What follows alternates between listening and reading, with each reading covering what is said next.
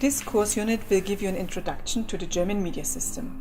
It is part of a series of online lectures on media systems in the Arab world and Europe. These are produced by the leading media studies institutes in the respective country, brought together by AreaCore, the Arab European Association of Media and Communication Researchers. This session on the German media system has been produced on behalf of the Institute for Media and Communication Studies at Freie Universität Berlin. With 9 professors and over 1,000 students on undergraduate, master and doctoral studies level, it is one of the biggest institutes in Germany and features the expertise to tell you more about the German media system.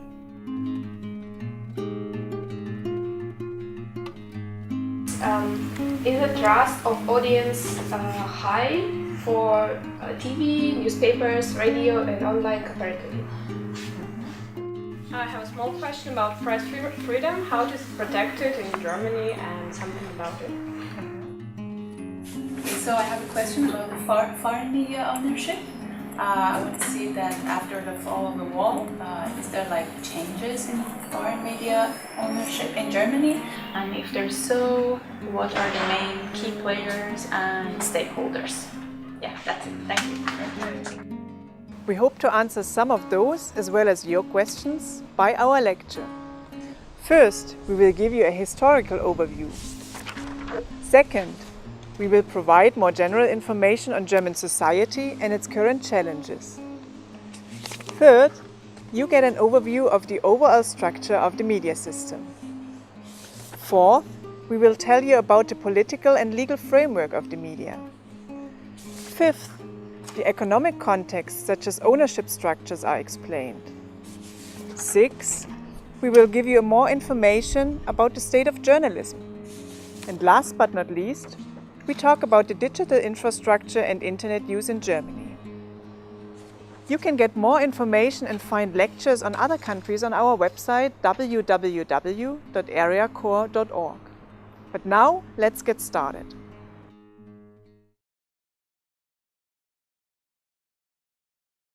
In order to understand Germany's media system, one has to know its history. Many of its particularities are a result of the country's moved past. Media history begins even before the German national state was constituted. The first important landmark was the invention of the printing press with movable letters. Approximately around 1450, Johannes Gutenberg developed a machine that could print Bibles in larger quantities, making them available for more and more people.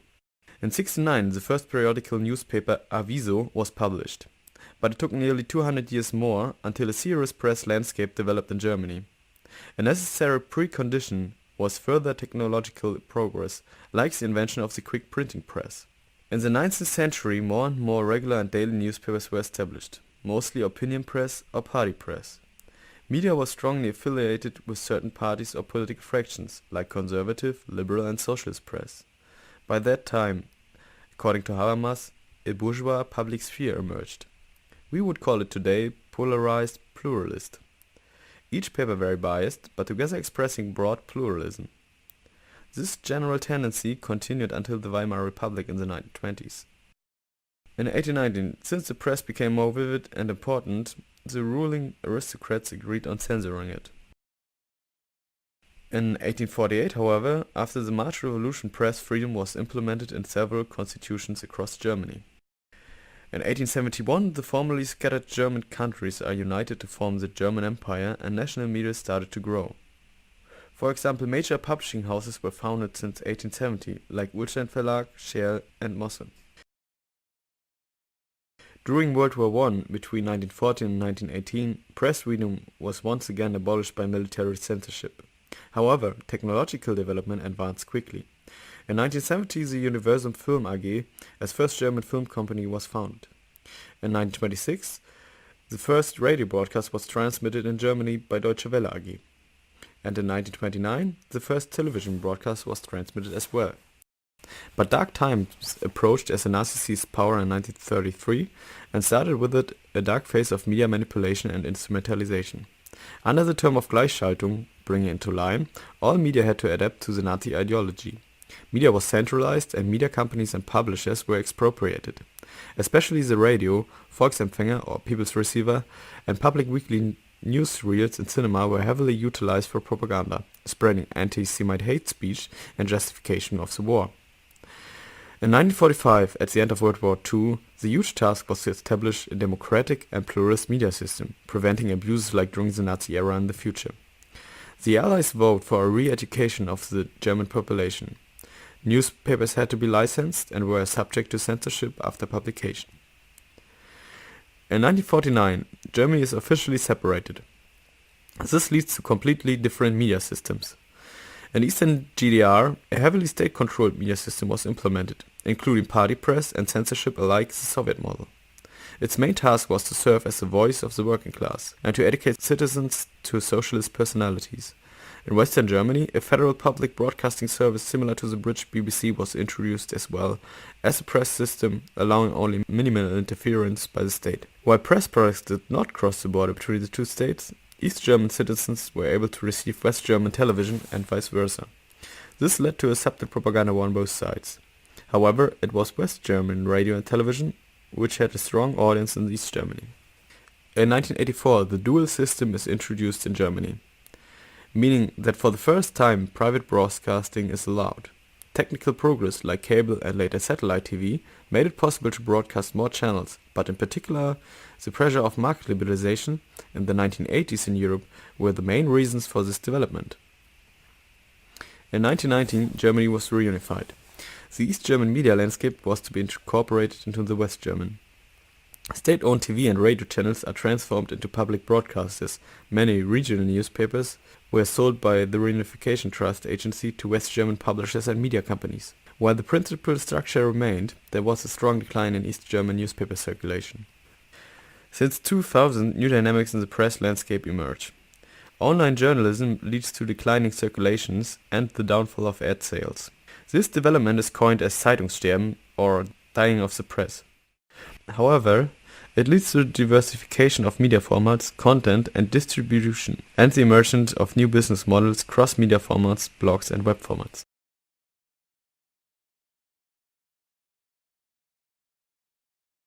For visitors, Germany tends to seem peaceful, safe and excessively tidy. In fact, Germany has relatively low crime rates and hasn't experienced much interstate violence since World War II.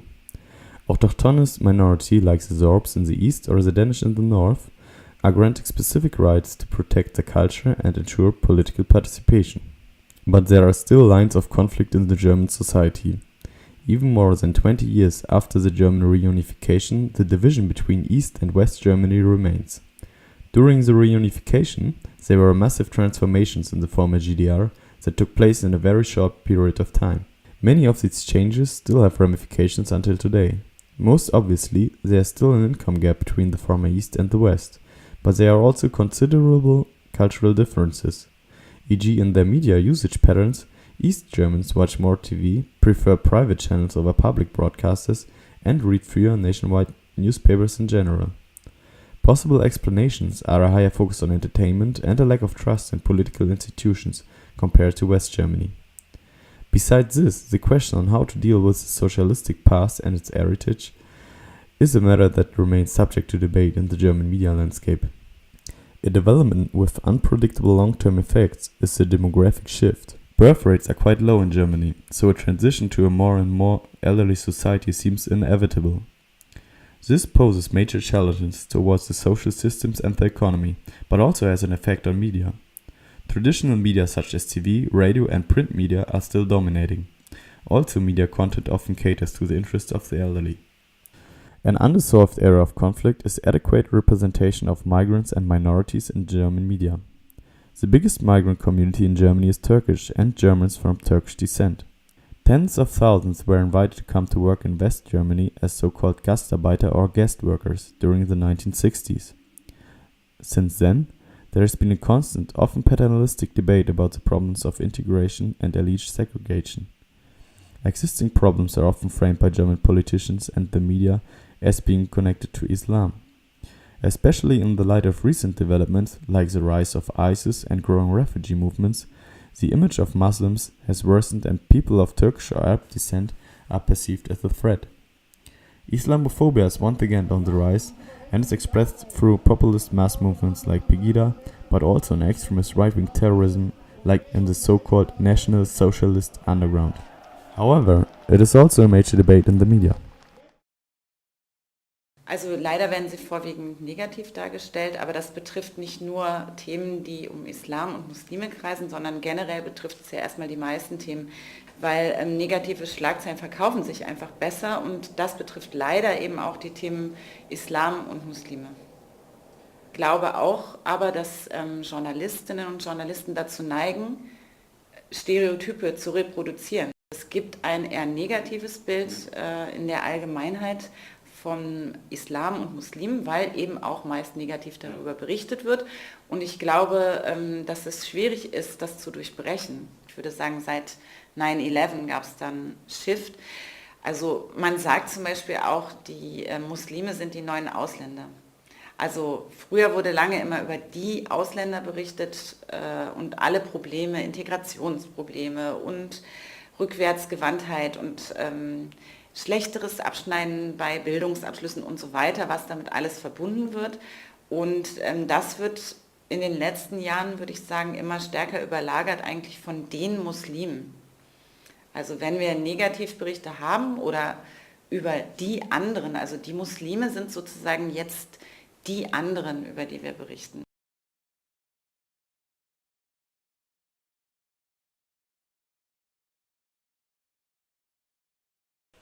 Television is by far the most used and widespread media in Germany and is therefore particularly important. TV doesn't only serve entertainment purposes, most of the Germans also use it for political education and for information. The German broadcasting is characterized by a dualistic system, a public broadcasting service on the one hand and private broadcasters on the other hand. Until 1984, private broadcasting wasn't allowed.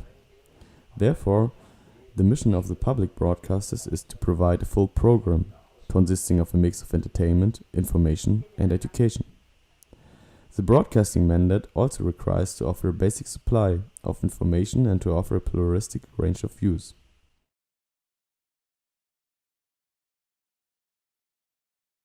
The first or core principle of the founding fathers of the German broadcasting system was to give broadcasting freedom from government influence.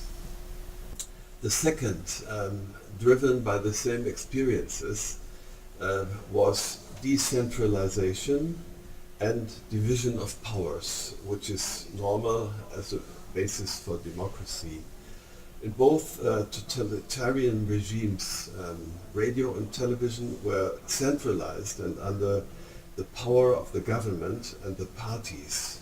The solution was for the newly founded Federal Republic of Germany, cultural sovereignty of the states and not of Germany as total, which was found better, including responsibility for the mass media. Thirdly, there should be public funding for public broadcasting, but the money should not be raised by a state tax. Every household is responsible for his public broadcasting by paying a monthly fee. So that gives independence as well. And fourth principle, obligation to public broadcasting to offer diversity of programming for all with program variety, one could say, possibly serving all needs in the best possible way. To have an autonomous public broadcasting service, being independent from government and from economic powers as well. Offering quality programs, better for information, furthering investigative journalism, adding to form public opinions, with education and entertainment, plus functioning as controlling institution for the economic and political powers in Germany. But I would as well see major disadvantages. A weakness in the construction of the broadcasting councils, the regulating boards. The council consists of members of a number of different societal let's say, socially relevant groups, and among others, with heavy weight, the political parties. So independence from government is rather secure, but not from the political parties. Their representatives are more or less dominant in many boards of the broadcasting stations. Secondly, the corporations, ARD and ZDF, partly tend to follow the run for viewer shares, the quota, in order to compete with commercial television. This results maybe in a tendency of assimilation, at least for parts of the program, mostly in the prime time. But looking for mass attractive entertainment programs, it's not the solution for the competition with the private commercial television. They should think of their advantages. Private television exists in Germany since 1984. Today, private channels hold a market share of around 45%. The market is basically divided between only two companies. One is Bertelsmann and the other one is ProSiebenSat.1 AG. The most popular channels are RTL from Bertelsmann and ProSieben and Sat.1 from ProSiebenSat.1 AG. Since the beginning, private broadcasters have been criticized for offering lower quality content and focusing on light entertainment. In general, the share of information and news programs is lower than the ones of the public broadcasters, and the coverage focuses more on scandals than on political issues. However, they are obliged by law to incorporate news in the program if they wish to broadcast nationally. Furthermore, there is a growing convergence between the content of both public and private broadcasters.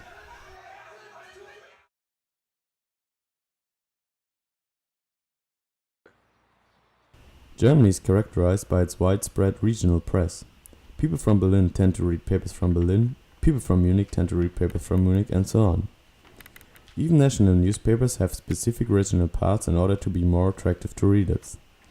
Altogether, regional dailies reach nearly 50% of the population. However, due to advancing press concentration, in over half of the administration districts, only one regional newspaper is available, which is problematic in terms of diversity. The most widely spread daily newspaper is the tabloid Bild, owned by the Axel Springer publishing house. Due to its enormous reach of over 12 million readers, Bild is regarded as a political actor itself. It has been involved in the rise and fall of several politicians, including President Christian Wulff. Like other tabloids, Bild has often been criticized for neglecting journalistic ethics. Politically, Bild is rather conservative. In its guidelines, it demands from its journalists to hold solidarity with Israel, support the transatlantic alliance with the US, and to defend the social market economy. National high-quality dailies do not have such a high reach in terms of sold copies, but nevertheless they have a high political influence and are seen as opinion leaders. Several newspapers differ in their political tendencies. The most important ones are the Munich-based Süddeutsche Zeitung, which is more liberal, and the Frankfurt-based Frankfurter Allgemeine Zeitung, which is more conservative. Each of them sells about 400,000 copies per day. The Berlin-based Taz is a leftist daily, which is owned by a cooperative, unique in the German media landscape. The Handelsblatt, based in Düsseldorf, which is the biggest newspaper with a focus on economy, is also important. Additionally, weekly political magazines like Der Spiegel, Die Zeit, and Der Stern are very influential in the German public sphere. They formed the liberal Hamburg cartel of post-war Germany. In times of declining newspaper circulations, weeklies gain more popularity since they offer in-depth analyses that are rarely to be found in online journalism.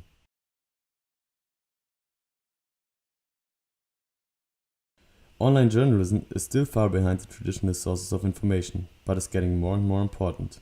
In 2013, 60% of the Germans used the internet as a source for political information. The most visited news sites are Bild.de, Focus Online, Spiegel Online, and Zeit Online.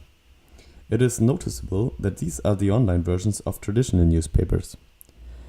Despite having often separate editorial departments, the online versions still rely heavily on print journalism in terms of content and financing. However, websites like Huffington Post and Vice who produce primarily online content, are quite successful. Axel Springer recently reorganized its prestigious press title Die Welt into an online pay-to-read news platform which only secondarily releases a print version. Advancing digitalization and different forms of financing makes it seem likely that the internet will overtake traditional print journalism one day as a major news source.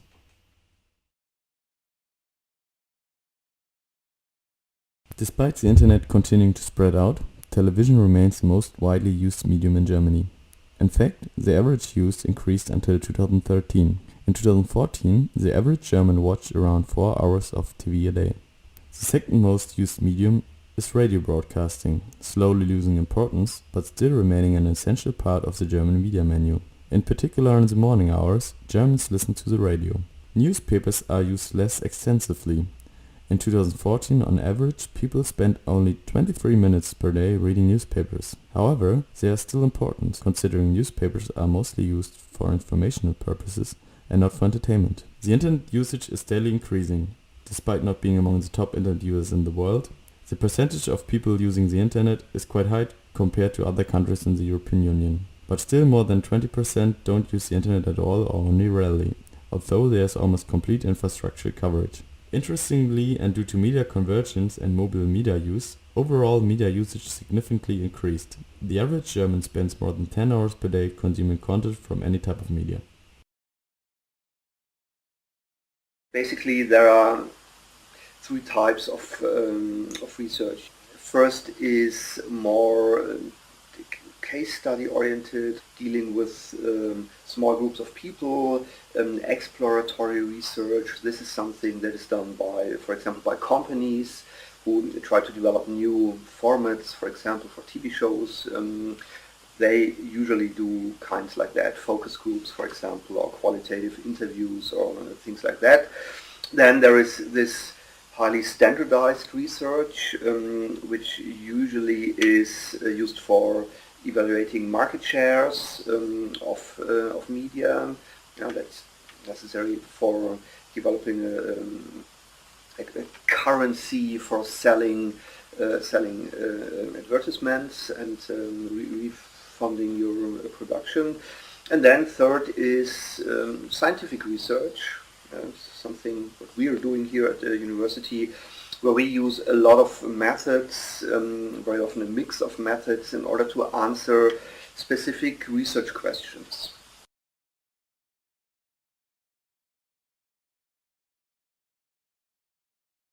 According to the World Press Freedom Index 2015 of the NGO Reporters Without Borders, Germany is among the freest countries for journalists in the world, coming in at rank 12. Freedom of speech, as well as press freedom, is a fundamental right established in Article 5 of the German Grundgesetz, which is our constitution. Drawing from the experience of instrumentalization of media during World War II, the constitution prevents the state from owning mass media or interfering with them. Concerning newspapers and other print media, there is no need to obtain a license to publish. Every person can simply decide to publish a newspaper and do it. The journalistic profession itself does not require any sort of certificate or qualification. Basically, anybody can call him or herself a journalist. But the boundaries of press freedom are not unlimited. Article 5 also protects individual rights or the well-being of the youth according to civil or criminal laws. Wherever individual interests conflict with fundamental rights, each case has to be settled in court individually. German courts tend to uphold press freedom, in particular when it comes to satire and expressions of opinion. The German press is self-controlled through the Presserat, an institution where the public can complain about press coverage. However, this institution has very little power as it has almost no possibilities to sanction anyone. It is more an upholder of ethical standards. The quality of the press itself shall be regulated by the market and competition, which poses the threat that the press tends to follow market interests. Broadcasting is a slightly different matter.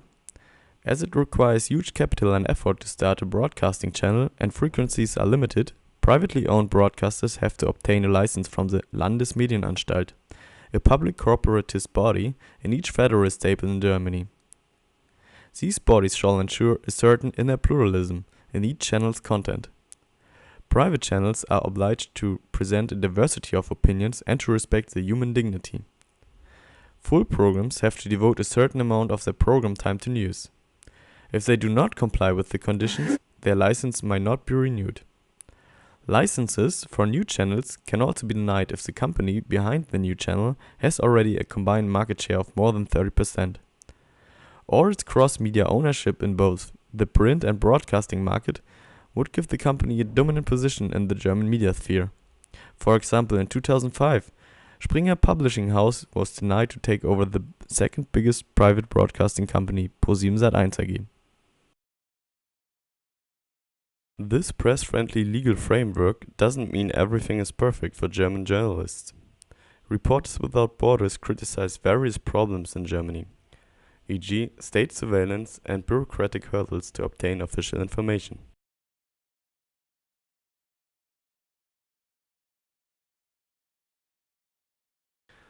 Germany is the fourth biggest economy in the world, with a per capita GDP of more than $45,000 per annum. With such a high purchasing power in mind, it seems only natural that most of the privately owned media is financed through ad sales. Television and daily newspapers generate the most income in advertising media. This has different implications. Privately owned TV channels rely almost exclusively on ad sales and therefore depend above all on good ratings. This causes constant discussions about the quality and ethics of private TV programming. Newspapers generate on average 40% through ad sales and around 60% through subscription and copy sales. The dependency on ad sales is less than compared to private broadcasting, but due to the press normative claim of spreading political information to the public, this relationship can be still problematic. As revenues increase with the higher circulation while production costs remain nearly the same, the ad finance system favors press concentration and monopolization. Another related problem is the possible influence of ad clients on newspaper content. Through increasing financial pressure, many journalists are tempted to blur the borders between advertisements and articles. Or sometimes articles are only published because they synergize with an ad in order to please the client. To avoid this problem for public broadcasters, they are financed by a fee every German household has to pay. From approximately €18 per household per month, all the different public service broadcasters like ARD, Deutschlandradio or Arte are financed. The KEF, a commission whose members are appointed from the prime ministers of each federal state, calculates this fee, which is constantly disputed and subject to court proceedings. However, up to now, the fee, which makes up most of the budget of the €9.1 billion, which is by the way the highest budget of a non-commercial media company worldwide, for the public service broadcasters has been secured. Public service broadcasters are only allowed to include advertisement or product placements for certain events, like football games or during specific time frames of the day. Circulation of the traditional print products are decreasing, and so do ad revenues. For this reason, many think that the future lies in different financing models. Today, there's another big question to be answered. How to finance online media? Online media offers of Germany's newspaper have been traditionally free of charge for users. But the ad sales do not generate nearly as much as their print counterparts. The reason for this is that online ads are much cheaper, but the editorial effort remains the same. Through the creation of online news portals, many publishers created competitors for their own traditional press titles.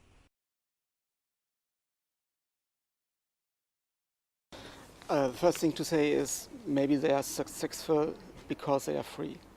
So people are not willing to pay for that. That's a great problem for professional journalism financing. And the appropriate way to finance quality journalism for a long time was advertising. But advertising isn't working very well in the online sphere because advertising is very, very cheap. And the reason for that is that everybody knows that advertising has only limited effects. That's true for television and broadcasting media and printed papers as well. But now you have the opportunity to measure that. You know exactly that it's not working very well. That's why the prices are so low, and that's a problem to get enough advertising money for that.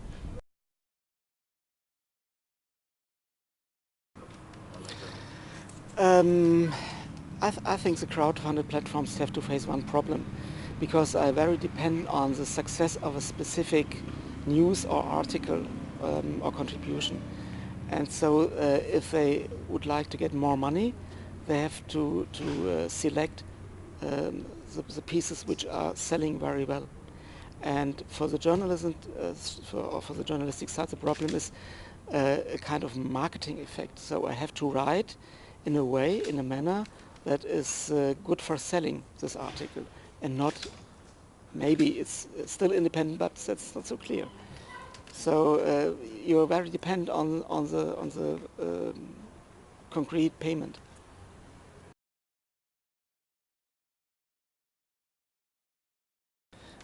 Probably yes, because I think even because advertising is not the real way to finance quality journalism, all the users have to learn that they have to pay for journalistic content, as they did some 100 years before, since the foundation of the printed press.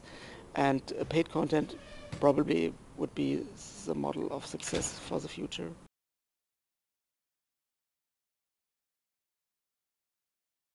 One aspect that might endanger press diversity is concentration, while an aspect that might endanger the informational function of media is instrumentalization by media owners. Therefore, a critical review of who owns the media in Germany and which share they hold seems to be necessary. Besides the public service broadcasters and a few local civic broadcasters, all media in Germany are in the hands of private companies. Most of them are also international players. However, and in contrast to other Western countries, most of them limit their investments to media and do not engage in other sectors of the industry. Bertelsmann is the biggest media company in Germany, with a turnover of over 16 billion euro a year, and thus the 9th biggest media company in the world. It operates internationally and owns TV channels, the publishing house Penguin Random House, press titles such as Stern and Brigitte, the music rights management group BMG, and even the customer service provider Avato. In Germany, Bertelsmann owns the RTL Group, a group of private TV channels that have a market share of over 25%. It also owns the Gruner & Jahr GmbH, Europe's second biggest publishing house.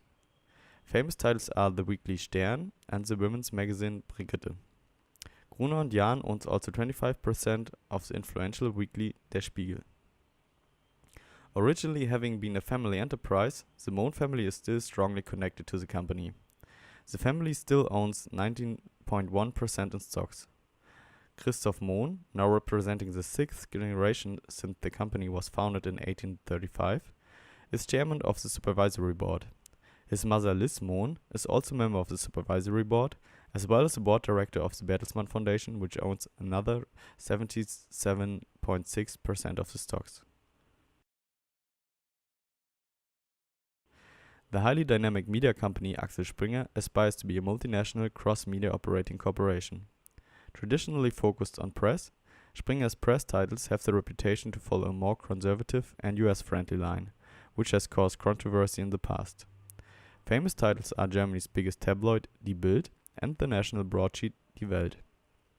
Recently, Springer has been investing more and more in digital media and is one of the driving forces for new business models in online journalism. Friede Springer. The widow of the company's founder is probably the most important actor behind the company. Indirectly, she owns 51.35% of the company and is also the associate chairman of the supervisory board. She heavily influenced the development of the company during the 90s and appointed the current CEO Matthias Döpfner in 2002. Matthias Döpfner.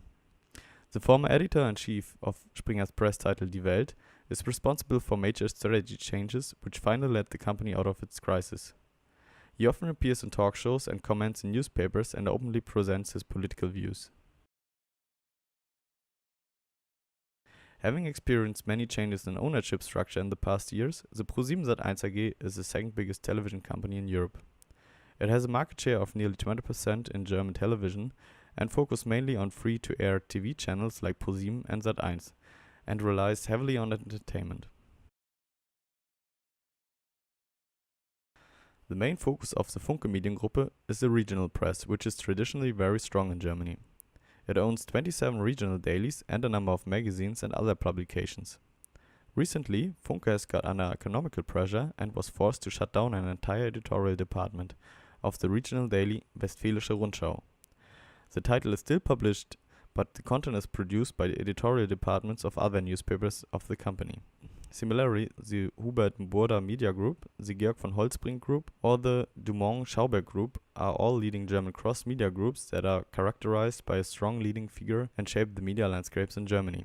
However, there are also other models of owning and financing media outlets beyond the typical capitalist model. We have until today 15,000 cooperative members. Each member gives us 500 euros.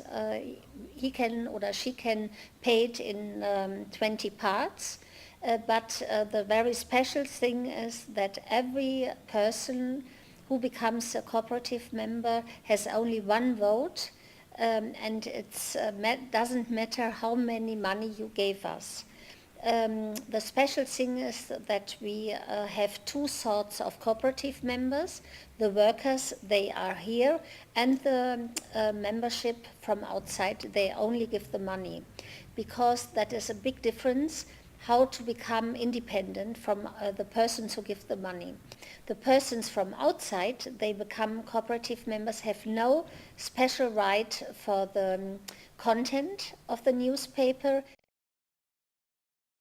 Regarding concentration, one can see that the biggest companies also dominate the market. As mentioned before, the television market is divided between public service broadcasters and a duopoly of ProSieben Sat.1 and Bertelsmann. In the print market, we can also observe concentration. In the regional daily market, which has the highest reach in Germany, 10 companies own 60% of the market. This is especially problematic since in 44% of the districts, only one regional daily is available. Publishers hold regional monopolies. The tabloid market is almost solely dominated by Axel Springer with a market share of staggering 79%.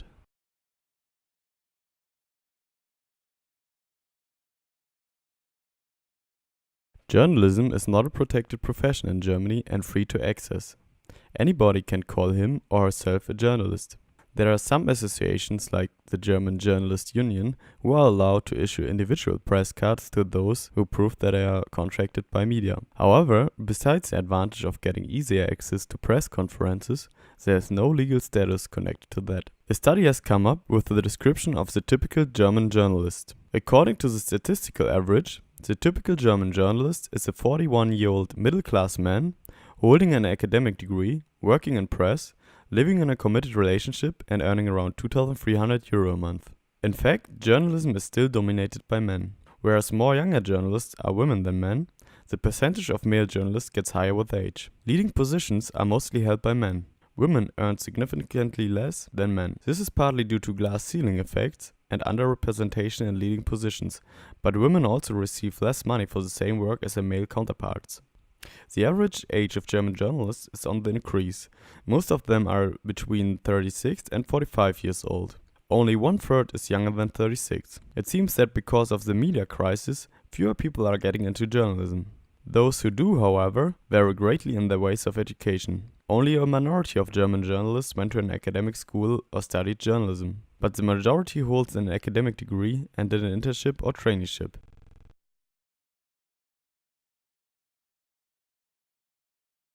We are very mass market oriented. We are not academic oriented.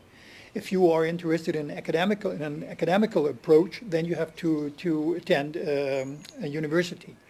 But if you are interested in practical journalism that is mass market, audience oriented, we offer really a cross-media education, cross-media journalism, and a cross-media journalism that has already proved its concept. That means we do not work là pour là, only for school or for training purposes.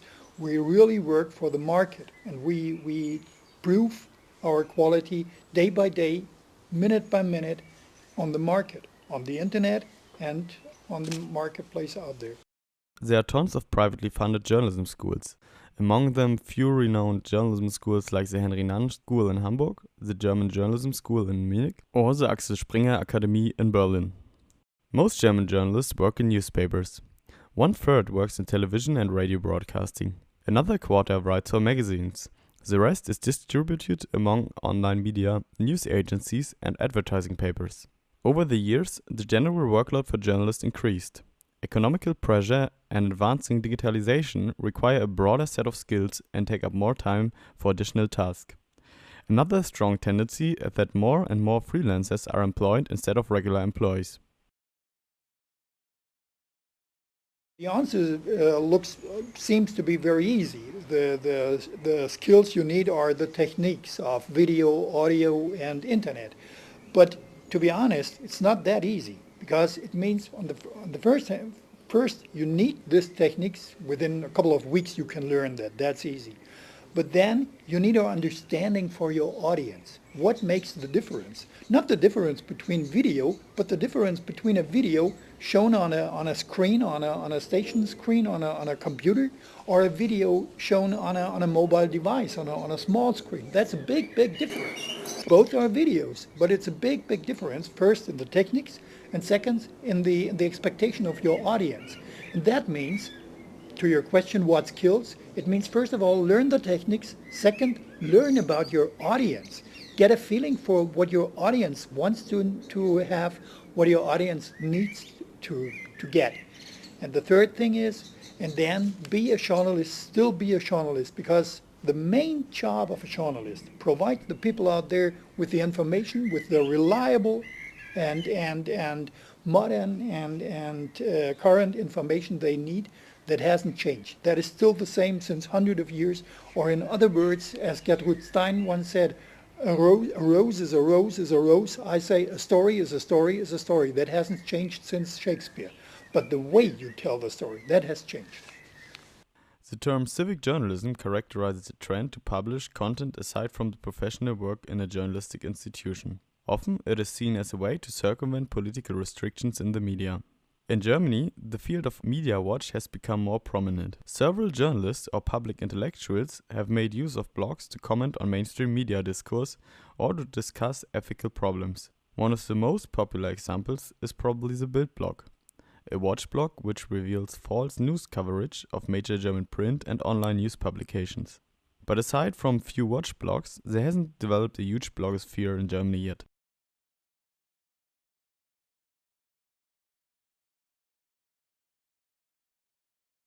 I don't use a lot of social media.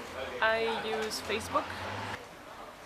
Yeah, it's a typical one like Facebook, and I guess that's it, because I do not use Twitter or something like that. In terms of using social media, Germans are not as enthusiastic as other societies. The by far biggest network used is Facebook. Over 50% of the internet users also actively use Facebook. Compared to other European countries, this is below average. The main motivation for using social media is to stay in touch with friends rather than to get information. Twitter plays also a minor role and is not widely used. That Facebook is collecting so much data from us, and that's quite hard. And that people don't talk so much anymore. They just chat instead of getting together, and how your personal information is in the internet and anyone can see it and it'll stay there forever and you don't know what'll happen. What is special in Germany is the general skepticism towards social media. According to a poll, 58% of the Germans don't trust social media. Reasons are data security and concerns about the protection of privacy. Not only Facebook's notoriously data-hungry policies, but also the fear that private information can be leaked and has a negative effect on their career or private life concerns people. In fact, the biggest reason, according to a study from 2013, is the general conservatism in their media usage.